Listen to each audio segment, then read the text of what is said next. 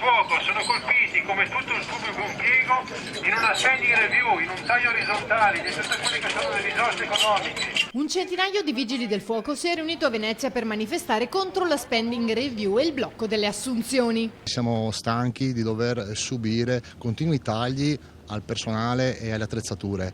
Il nostro slogan oggi è non fateci morire, in quanto sempre più spesso lasciamo sedi territoriali scoperte dal nostro servizio e non abbiamo la giusta considerazione da parte della Regione in riferimento alla legge di protezione civile nazionale. Noi non siamo considerati, non abbiamo nessun tipo di finanziamento per comprare attrezzature o per rivedere le piante organiche del Veneto, che sono i minimi della storia del Corpo Nazionale. Tra i manifestanti anche i pompieri provenienti da Padova. A Padova abbiamo una situazione che quotidianamente siamo sotto i numeri minimi. Se pensiamo che per quasi 1 milione di abitanti abbiamo 35 pompieri in servizio per garantire la sicurezza per tutta la provincia, il rapporto è altissimo, è un pompiere ogni 25.000 abitanti. Non solo. A Padova abbiamo l'autoscala immatricolata nel 1964 che è storicamente, anzi goliardicamente, riuscita ad andare nella famosa città di Firenze, quando a Firenze c'è stata la famosa bomba d'acqua.